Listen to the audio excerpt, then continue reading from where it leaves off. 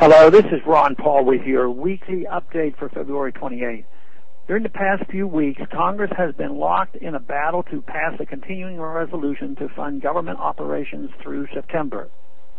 Both supporters and opponents of the bill, H.R. 1, claim it is a serious attempt to reduce federal spending. However, an examination of the details of the bill call that claim into question.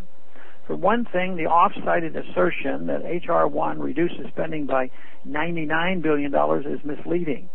The $99 billion figure merely represents the amount that H.R. 1 reduces spending from the President's proposed fiscal year 2011 budget, not reductions in actual spending.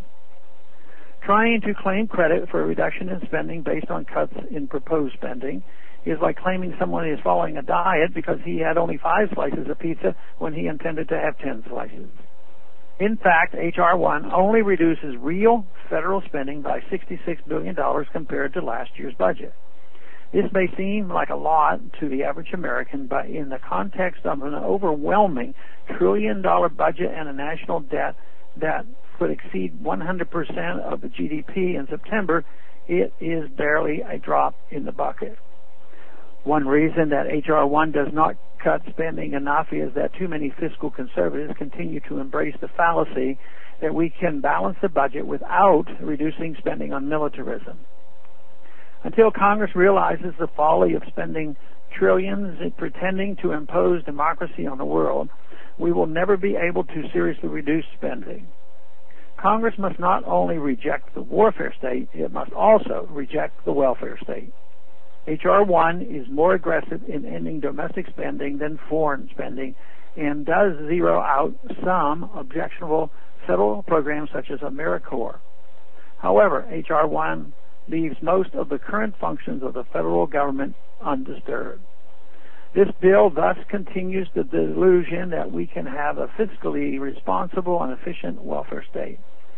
The failure to even attempt to address the serious threat the welfare-warfare state poses to American liberty and prosperity is the main reason why supporters of limited government and individual liberty ultimately should find H.R. 1 unsatisfactory. Only a rejection of the view that Congress can run the economy, run our lives, and run the world will allow us to make the spending reductions necessary to avert a serious financial crisis. This does not mean we should not prioritize and discuss how to gradually transition away from the welfare state in a manner that does not harm those currently relying on these programs. However, we must go beyond balancing the budget to transitioning back to a free society. And that means eventually placing responsibility for social welfare back in the hands of individuals and private institutions.